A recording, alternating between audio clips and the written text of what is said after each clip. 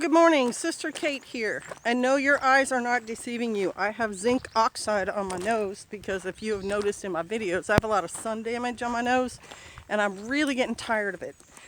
And I knew zinc oxide was around and I knew it was an answer and I just was lazy about getting around to it. But this year I'm going to be wearing this in all my spring and summer videos to protect my skin.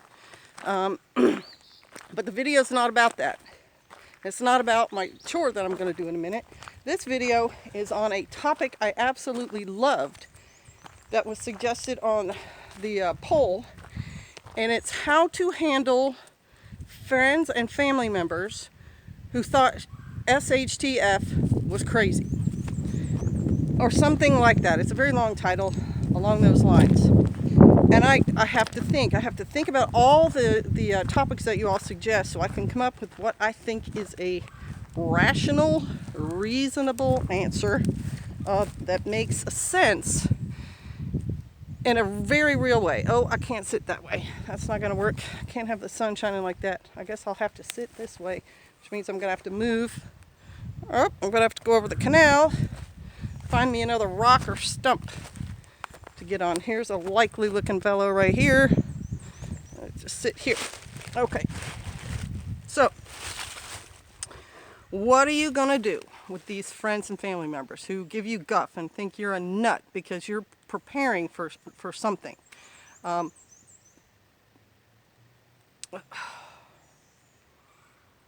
don't know that I don't know that I like that background any better. All right, hang on. Start over. Okay, sorry, got to get into this topic. So, I'm not sure that you're going to have to convince them because there's been many comments on my videos, on my husband's videos, about people who prepped and the spouse or friend who was giving them guff about prepping. And then the emergency happened in their area and that person just stopped giving them guff. And I think that might be the initial response to this question is I think it's a survival instinct in all people that when an emergency happens, they kind of switch their thinking. I think the people who will be lost in the emergency are those whose thinking and reacting is limited. But I think for most people, because you are the product of survivors, whether you think about that or not, you are. All European-based people in America who are here now probably had some relative in Europe who survived the Black Plague. If you are from anywhere else besides Europe, if you're from Africa or South America or Asia, your family member survived things there. They survived floods and starvation and hostile takeovers and diseases running rampant through the whatever continent you're from, Australia, or if you're out of the Pacific Islands. All your relatives, way back, somebody made it. Your great-great-auntie, your great-great-uncle, your great-great-great-great-great-grandma, someone had survival instincts and they made it so that you are here now. So I think most people have that in them. And if they don't, they're not going to make it. But I think when you see the reality of, wow, I'm flooded in or a fire is approaching me, you understand, hey, my life is at stake and I need to do something. So I think it may be a self-healing problem. Now, if we go to something a little bit bigger, a complete life-changing event, I still think some people it's gonna click something in their head. Hey, I have no electricity. Okay, now I need to think about some things. I need to think about how I'm gonna light once the sun goes down. I think about how I'm gonna cook with no electrical power for my refrigerator, my stove, whatever. And those people will start to react immediately. Now, if, let's say, because I think what this person might have been getting at was, these people, the event happens and they're coming to me now. And they're saying, what do I do? What do I do? We need your help, whatever. How do you handle them? One, you have to have already thought about this. You have to have decided already how you want to handle those things, because those people coming to you, I don't want to say it like this, but it's a reality. They are sort of at your mercy. If you have already prepped and you're going to be able to deal with whatever happened and they haven't, then they chose that situation for themselves, and so beggars can't be choosers. If someone shows up at my door and they're like, I want you to give me all your food and I want you to let me sleep in your bed and so on, nah, that's not going to happen, because you have been warned. You have been given plenty of time. You've been given plenty of encouragement to think about preparing and getting ready for emergencies. And I'm talking about local emergencies as well as some sort of life-changing event. So when they show up, you should have already thought, where am I going to put these people? Can I feed these people? Have I put up enough food for them? Or now I'm going to have to go into my own rations for me and my family. We prepped knowing we were going to do this thing and we have enough for 3 years, and now am I just going to spread it all out and everybody just suffers for 1 year and then we deal with it? There's a lot of thinking and planning that needs to go into all of that. Because if you are going to get through your 3 years, you probably already have seeds and you have decided, I'm going to garden, and you've probably been gardening and you know where you're going to garden and how you're going to garden. And so when these people show up, you need to lay down the law with them. And with us, it's going to be God's law. It's going to be Torah. But with you, I don't know. It's going to be your law. Everyone's going to get up at 5. We're going to have breakfast together. We're going to work in the gardens from 8 till 2.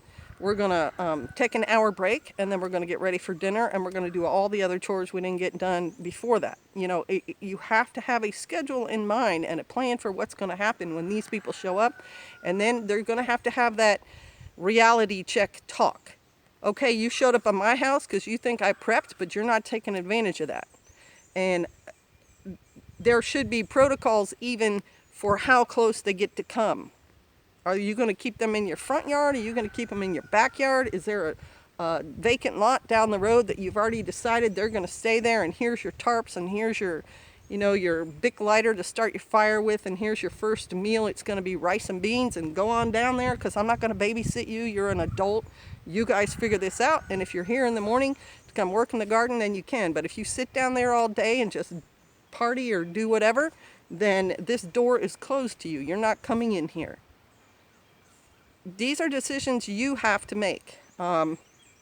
We do know a fella who's got a lot of money and a really nice location, and he's already decided that his family members are going to be allowed onto that property, even though they don't believe in his religion and they don't believe in prepping, and they drink and they smoke.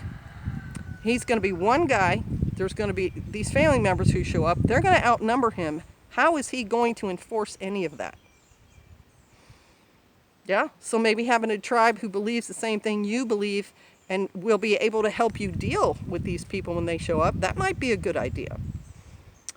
There's many, many ways to set up organizations and structures. You can have something where they never see you. You can have here's a sign. If you want to do these things, show up here. When you get there, another sign that says do these things, and then go back to where you came from without ever interacting with you. There is no one single solitary answer to that question. The answer to that question, of course, is you got to think about it. You have to decide now what you're going to do with those people and how you're going to deal with them. And another thing to think about is, are they even going to be able to get to you? And I'm not saying that in a mean way. I'm saying if you live in Washington State and these people who know you're a prepper live in Florida and they've said, we're going to come out there, ha, ha, ha, even though all we do is party on the beach all day, we're going to come out to your place when something happens. If something big happens, they're not going to make it. They're not going to come to Washington State from Florida if they're not prepared. What they're going to end up happening is they're going to be sheep, and some wolf is going to prey on them. If it's the meth addicts down the road and they know who you are and what you've got, and they've got their little plan that when the S hits the fan, they're going to come take over all your stuff, you need to think about that. Is it just your family? Because how are you going to hold them off? Especially if you are one of those people who's kind of like a peacenik. I don't know if I actually want to, get into armed conflict with anybody. Well, what are you going to do when those meth addicts show up and start breaking into your house?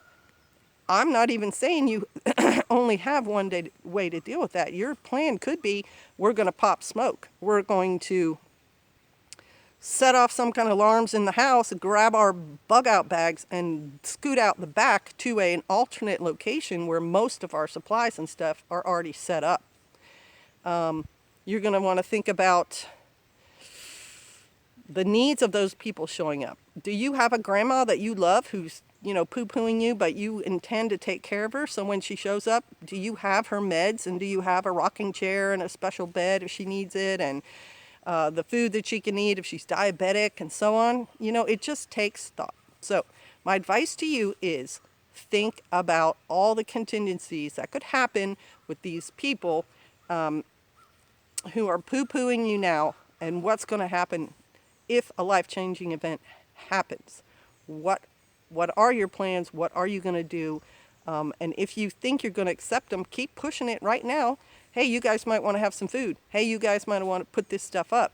I'm not going to have food for you.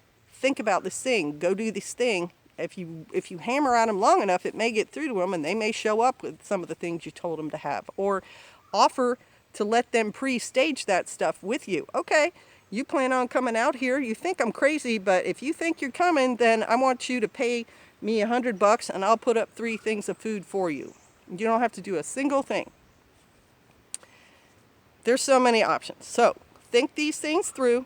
Have a plan. So many times we say, have a plan. Have a plan for your survival. Have a plan for what you're doing with these people.